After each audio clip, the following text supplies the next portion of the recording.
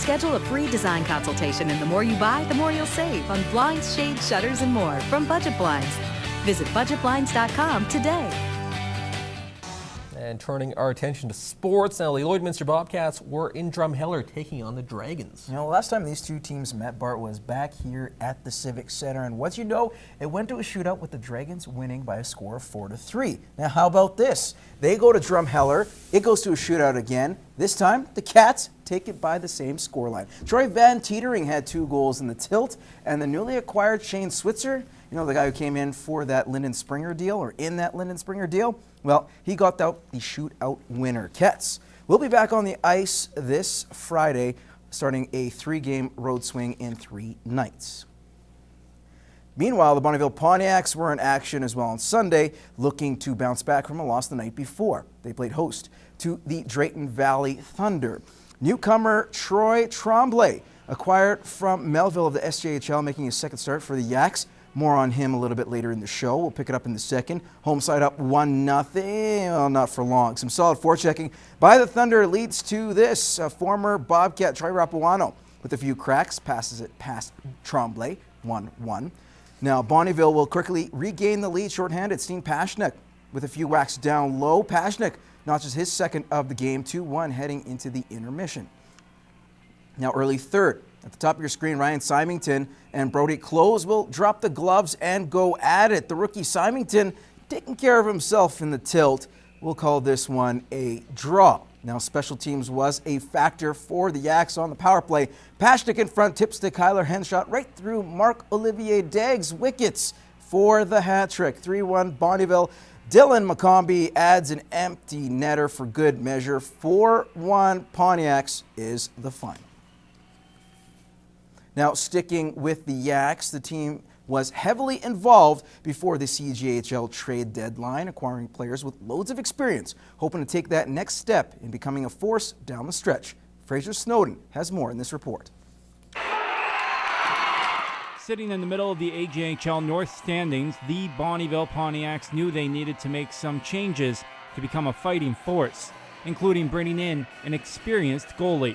Felt that 2 young guys to have the pressure of being able to have a quality start every single night wasn't the best thing at this particular time for them. So we had an opportunity to get in a quality goalie. In comes 20-year-old Troy Tremblay with 91 career Junior A games under his belt, and having spent time in the WHL, he brings a lot of experience to the ice, but is adjusting to the differences.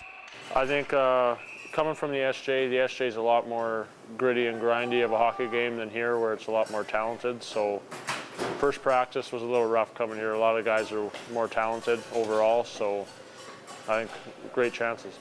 I'm a big body, so I like to be a big 2-way physical player. I like to play in both ends of the rink, throw some hits, and maybe take the puck to the net, kind of like a Milan Lucic kind of style of play. With trades like Warmington from the Whitecourt Wolverines and Cody Fiala from Drumheller, Coach Rick Swan believes they are more than ready to take on what the rest of the season has to throw at them. Their experience and their leadership automatically allows our team, who is young, and we've been saying that for a long time, to have a lot more confidence, especially going into the last 19 games of the season here into playoffs. In Bonnyville, Fraser Snowden, Newcap Sports. Thanks a lot, Fraser. We'll move on to Junior B. The Lloydminster Bandits were in tough Sunday night when they took on the Cold Lake Ice. Now, this was the 3rd game in as many nights for the Bandits, and the team, well, they needed a team full effort, especially to the 2nd place Ice. Now, 6 minutes in, Captain Anthony Renier gathers the puck and throws it on net, takes a Bandit bounce off the defender's skate, and in 1-0 Bandits. Second period, Renier again stealing the puck, and he'll go barred down for a second tally of the night. Bandits up 2. Now the lead would be short-lived. 45 seconds later, Connor Finn receives the feed high slot, making no mistake for his 16th of the year. Now the game would be tied as Flynn will take the feed. Toe drags past not 1 but 2 defenders for bearing his second. Ice would now go up 3-2. Now tempers would boil over Chase Brown with the check into Jesse Stansfield. Now he's going to look for some revenge. Probably not the smartest idea, as minutes later he gets dropped by the big man. Mackenzie Zeroni. Zebras needed to step in for that one. The Ice at an empty netter and hold on for the 4-2 victory. After the game, Bandits head coach Adam Andrew discussed the team's mental mistakes. We're still a young team. This is probably the youngest Bandit team in a really long time. So some mistakes are expected. Some at this point of the season, we got to get down. So there's a give and take there where it's at this point of the season where these are young men. We're still making, we can't be making bantam mistakes out there. I just think it's just mentally, we're not going into games prepared, or one of the leaders, or like me, say I'm taking a shift off, the other guy's going to take a shift off. So everyone just got to buy in. And that is your first look at sports. Gerard Lampow has your weather details coming up. The Baker Hughes Bobcats are coming off a split against the top two teams in the province, and the schedule didn't get any easier as they faced the St. Albert Sport Raiders, who sat 8 points up on the Baby Cats. Now, the home side showed no signs of nerves. Just less than 10 minutes into the first, Morgan Scriber will light the lamp. Bobcats up 1-0. Now, 2-0 for the Bobcats in the second. Raiders, Cameron Lockhart will load and on fire a one-timer past Austin McGrath. All of a sudden, that lead cut to 1. But moments later, Zane Franklin will skate untouched and score to restore the Cats' lead. Fast forward, 4-1 Bobcats in the third. Franklin will feed Tanner Fleck. His shot deflects to Tyler Miller, who would find the back of the net. 5-1 for Lloydminster. Game getting away from the Raiders. Scriber adding another, now 7-1 Bobcats. The rout would lead to some fisticuffs. Even Raiders goalie Ethan Crotty will skate over and throw a few haymakers in the mix. 8-1 Baker Hughes would be the final. With the win, Baker Hughes Bobcats are now tied for third place in their Dodge division with SSAC, a team they will see next weekend. For more on the victory, here's head coach Travis Clayton. Yeah, it was a huge effort, and I thought the boys came out, and right from the drop of the puck, we were ready to play. And that's a pretty good hockey team that we beat today, and the boys can be proud in that locker room. They played a full 60. We were talking about before the game how we had to come out and play a big game against a good team like St. Albert, and that's what we did today.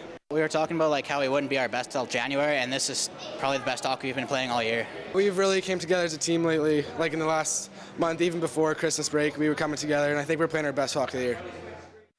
Now on the other side, it was a tough week for the foremost Bantam Heat. After suffering a 6-0 loss at home a week ago, the team was back to business on Sunday, taking on the Knights of Columbus from Edmonton. In their last meeting, the KC Squires beat the Heat 6-2 this time. The Heat getting off to a strong start, not letting that happen, leading 2-0 in the second. Oren Centazzo sending a rocket from the circle. The Heat lead by 3. Less than 3 minutes later, the Squires on a 2-on-1. Brett Rylance will feed Nathan Salem to put Edmonton on the score sheet. Then Riley Hogan keeping Lloydminster in it, but Liam Robb will score to put the Squires within 1. Now less than a minute later, Riley Cardinal wide open in front. All of a sudden, this game is tied up at 3. Moving on to the third period, Austin Cardinal will fire it on Hogan, and it's going to be the other Cardinal who tips it in. Some brotherly love over there for the Squires. They all of a sudden lead 4-3, but the Heat don't throw in the towel. Chase Waters will set up Barrett Zinger. Now Zinger's shot is stopped, but Waters will pot home the rebound to tie up the game. KC goalie Steven with a huge night. 41 stops, including the point-blank save on Rhett Reinhardt. This game would end in a tie as both teams take away a point. Heat coach Sean Coulter relieved about the tie, but not happy. I felt like we maybe outchanced them that game, but at the end of the day, we have to bear down, and when we create those opportunities, especially against good teams, we're going to have to score. So. And that's all the time we have in sports. We'll have more Newcap news and weather for you after the break.